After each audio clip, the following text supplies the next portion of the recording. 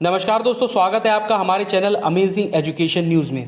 दोस्तों, इस समय की एक बहुत बड़ी खबर अनुदेशक और शिक्षा मित्र दोनों के लिए ही निकल के आ रही है।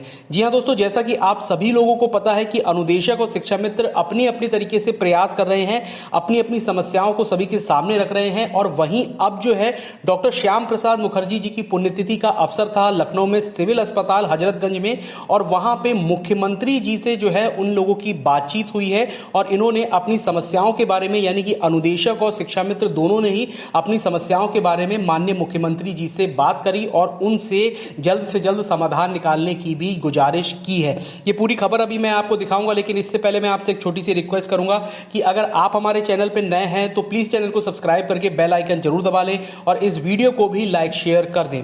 तो दोस्तों, जैसा कि मैं आपको बताऊं कि डॉक्टर श्याम प्रसाद मुखर्जी जी की पुण्यतिथि का अवसर था और लखनऊ सिविल अस्पताल हजरतगंज लखनऊ में ही जो माननीय मुख्यमंत्री जी थे वो आए हुए थे और वहां पर जो है इन लोगों की बातचीत हुई, यानी कि अनुदेशक संघ, शिक्षक संघ की और शिक्षा मित्रों के संघ की जो है वो बातचीत हुई। और इस बातचीत में जो है इन्होंने मुख्यमंत्री जी के सामने अपनी समस्याओं को प्रकट किया है और उस पे समाधान करने की भी उनसे गुजारिश की है। तो ये पूरी खबर निकल के आई है। ये काफी बड़ी और काफी अच्छी बात है कि मुख्यमंत्री जी से भी जो है बातचीत हुई है और उस पे सार्थक नतीजे भी जो है वो निकल के आएंगे। मैं सबसे पहले आपको एक पोस्ट दिखा देता हूं, जो पोस्ट जो है जिसके माध्यम से पूरी बात आपको समझ में आ जाएगी। ये पोस्ट जो है वो शशांक मिश्रा जी के द्वारा की गई है, जो प्रदेश अध्यक्ष है बेसिक अनुदेशक शिक्षक संघ उत्तर प्रदेश और जो अनुदेशकों के हित में लगातार अच्छे काम करते रहते हैं। आइए हम सबसे पहले उस पोस्ट को पढ़ लेते हैं। बड़ी खबर, माननीय मुख्यमंत्री जी से मुलाकात। आज बेसिक अनुदेशक शिक्षक संघ के प्रदेश अध्यक्ष शशांक मिश्रा ने अनुदेशक शिक्षकों की समस्याओं को डॉक्टर श्याम प्रसाद मुखर्जी जी की पुण्यतिथि के अवसर पर लखनऊ के सिविल अस्पताल हजरतगंज लखनऊ में माननीय मुख्यमंत्री जी से अपनी बात कहने का अवसर मिला। बहुत धन्यवाद। प्रदेश अध्यक्ष भाजपा पार्टी एवं माननीय ब्रजेश पाठक जी, कैबिनेट मंत्री उत्तर प्रदेश सरकार का जो पूरा सहयोग समर्थन कर रहे हैं। बहुत जल्द संगठन अपने प्रतिनिधि के साथ सरकार से वार्ता करेगा। संघर्ष लगातार जारी है।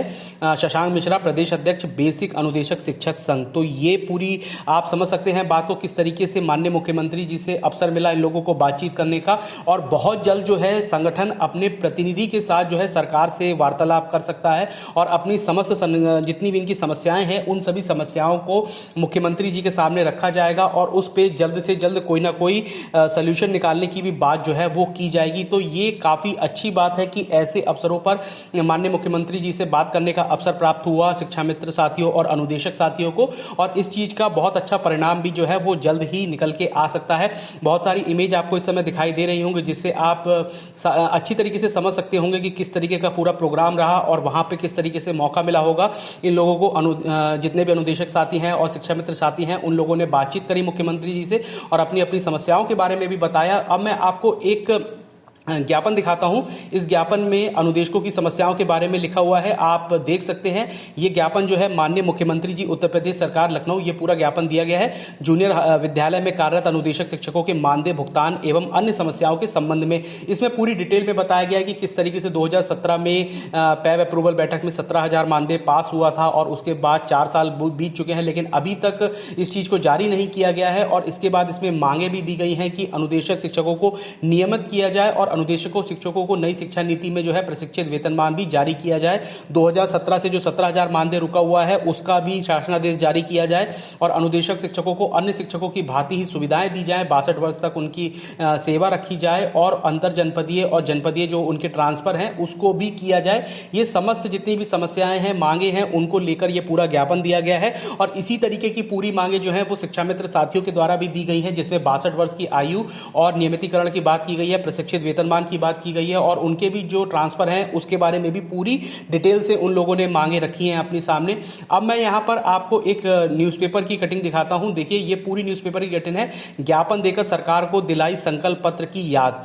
उच्च प्राथमिक शिक्षा मित्र संघ एवं उत्तर प्रदेश अनुदेशक संघ द्वारा वादा निभाओ शिक्षा मित्र बचाओ एवं अनुदेशक नियमितीकरण कार्यक्रम के अंतर्गत प्रदेश कार्यकारिणी के आह्वान पर शिक्षा मित्र एसोसिएशन के वरिष्ठ जिला अध्यक्ष कुलदीप शुक्ला के नेतृत्व नेतृत्व में महानिदेशक स्कूल शिक्षा विजय किरण आनंद, अपर सचिव बेसिक शिक्षा रेणुका कुमार एवं भारतीय जनता पार्टी के प्रदेश अध्यक्ष एवं महामंत्री को संबोधित ज्ञापन बीएसए को सौंपा गया है, जिसमें भारतीय जनता पार्टी के द्वारा विधानसभा चुनाव 2017 में दिए गए संकल्प पत्र को याद दिलाया है, जिसमें शिक्षा मित्रों की समस्याओं को 3 माह के अंदर निस्तारित करने की बात कही गई थी तथा अनुदेशकों को 2016-17 में केंद्र सरकार के द्वारा बैठक में पारित 17,000 का मानदेय दिलवाने का अनुरोध किया गया था। अब तक का समस्त अवशेष एरियल के भुगतान करने की मांग की गई है। शिक्षा मित्रों का कहना था कि 4 साल से अधिक गुजर जाने के बाद भी शिक्षा मित्र अनुदेशकों के भविष्य के संदर्भ में कोई स्थायी नीति जो है वो नहीं बन पाई है। इस बीच में प्रदेश के 4,000 से अधिक शिक्षा मित्र अनुदेशकों की हार्ट अटैक, आत्महत्या, मानसिक तनाव, बीमारी व गरीबी के कारण मृत्यु हो गई। शिक्षा मित्र अनुदेशकों ने नियमितीकरण, 12 माह का मानदेय, 62 वर्ष की सेवा पूर्ण करने की मांग की है।